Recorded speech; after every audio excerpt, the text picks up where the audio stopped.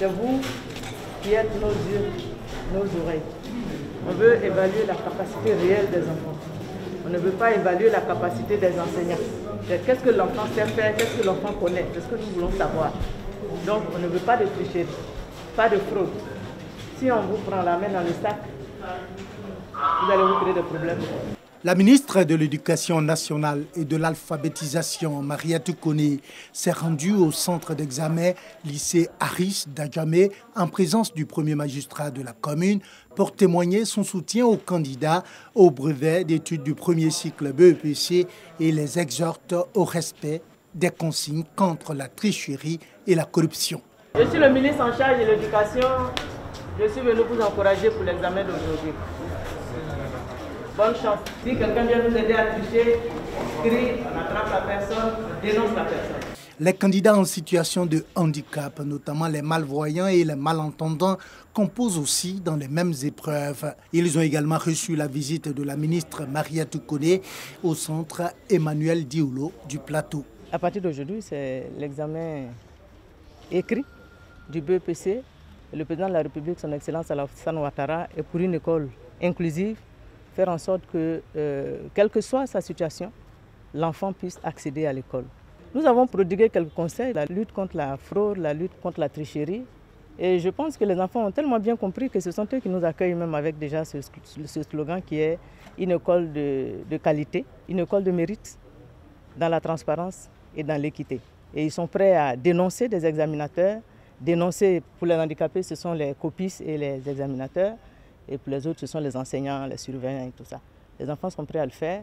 Et je voudrais vous dire que déjà pour l'examen oral, pour les épreuves orales, quelques enseignants ont été dénoncés.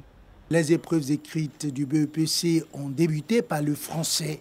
509 609 candidats composent à l'épreuve du BEPC session 2021 avec 239 644 filles et 269 965 garçons répartis dans 816 centres de composition.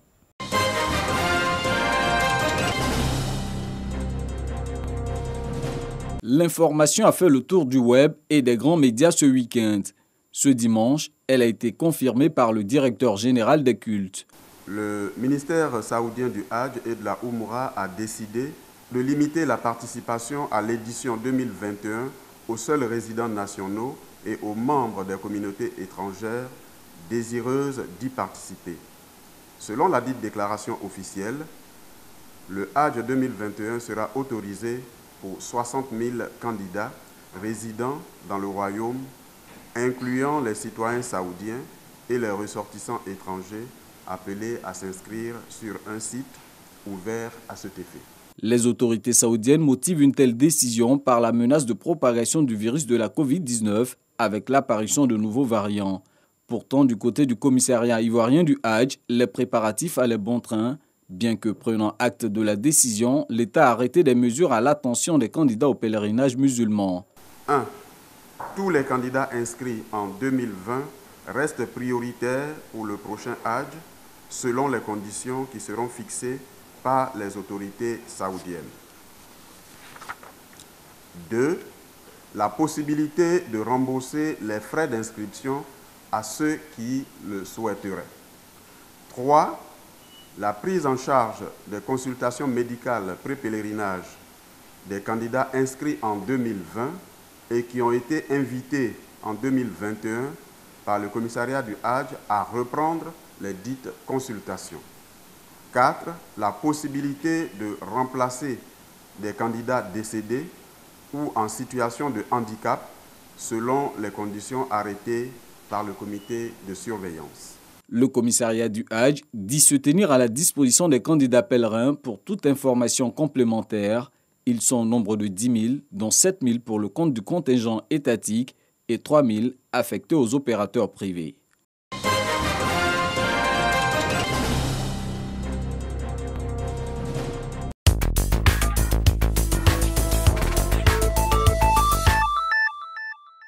J'ai proposé au président Kagame de procéder à la nomination prochaine d'un ambassadeur de France auprès de la République du Rwanda. Alors que la France n'avait plus d'ambassadeur à Kigali depuis 6 ans, Le Conseil des ministres du Rwanda a validé en fin de semaine la nomination du diplomate Antoine Onfrey à ce poste, un nouveau signe du réchauffement des relations entre les deux pays. Une nouvelle page de l'histoire d'Israël s'est tournée dimanche avec la fin des 12 ans de Benjamin Netanyahou à la tête du pays. Il a été écarté après un vote de confiance du Parlement à une coalition hétéroclite menée par son ancien allié Naftali Bennett, qui devient le tout nouveau chef du gouvernement israélien.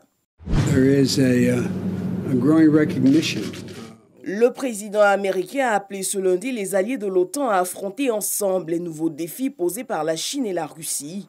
Le sommet de l'OTAN va lancer la révision du concept stratégique de l'Alliance adopté en 2010 afin de le préparer à faire face aux nouvelles menaces dans l'espace et le cyberespace.